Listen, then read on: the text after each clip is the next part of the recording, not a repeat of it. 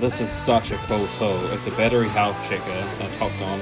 And basically this reads 12.78 volts, which means it should be a good battery, but it's showing that the health is only 37% of the battery. But 100% charged, so it's 12.78. So that means his battery isn't good. That would be a bad one to chuck into a car. But I didn't really know that originally. Highly recommend this. It's like $100 tool. That's so good. That's sick. Well, that battery is reading good.